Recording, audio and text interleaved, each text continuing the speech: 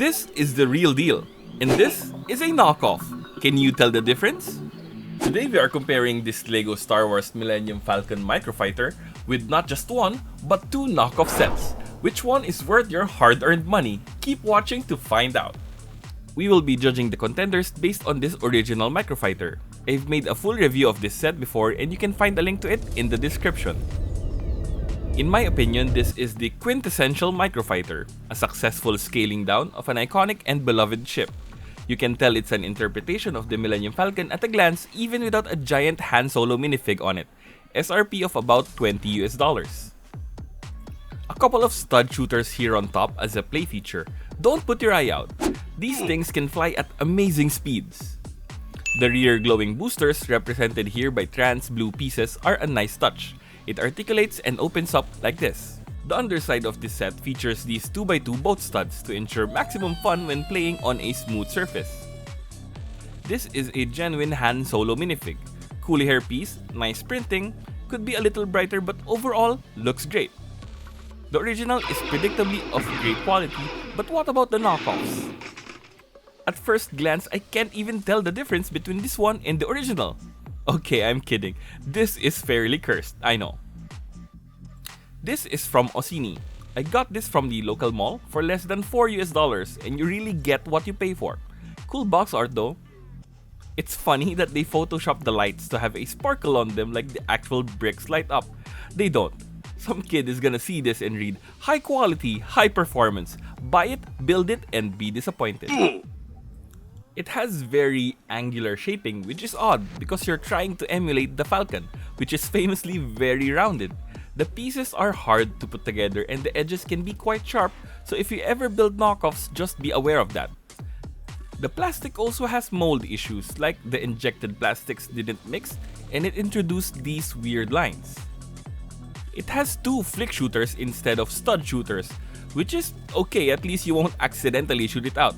Well, you also won't be intentionally shooting it out because flick shooters are so hard to fire. On the super flat and square backside, the thrusters are yellow and orange. So basically open flame thrusters in space. Neat. Our second knockoff set does much better, but we will talk about it in a sec. This is the KO Han Solo minifig. He looks like he fought Vader instead of Luke. But really, the minifig came out of the box missing a whole hand. Bowl cut with a squarish shaped head. The print quality itself is fine, but the design is generic and uninspired.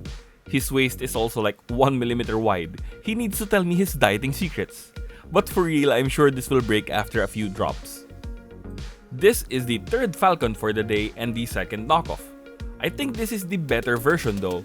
Retailed for less than $4 as well, but the quality is a lot better than the Orsini. Though that price doesn't include this Han Solo minifig. I bought this separately because I thought the old hunk of junk would be lonely without a fig. I got it for only about $2, so in total this is still a lot cheaper than the original Microfighter. And speaking of the original, I think this one looks the closest. It has "can I copy your homework bro" vibes, but the build experience is quite different. It's a little harder to put together than an authentic set, but the final result is passable. The rear features trans blue studs instead of plates, but they still swing out like this. The best part is the included stand on the bottom so you can display it at an angle like this. Though they skipped the boat studs here and just added a 2x2 round tile, which sort of keeps everything together. There isn't actually a seat for a minifig here, I sort of just plopped him on there. This is more a micro-scale display than an actual Microfighter set. This is also more evident when you consider that this set has no play feature. It doesn't have a shooter, stud, or flick, which puts this decidedly into the look but don't touch camp. Next, let's take a look at this Han Solo minifig in Stormtrooper uniform.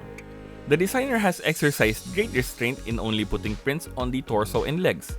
KO figs tend to be overprinted, which makes them stand out in a good or bad way depending on your taste. The interesting thing here is they gave him what appears to be a real looking pistol. I've never seen those in the movies. I suppose force deflecting flying lead just won't look as cool as deflecting beams of light. We've talked about fake minifigs before on this channel. We compared them to their real LEGO counterparts. If you want to see that video, then click on the link right here.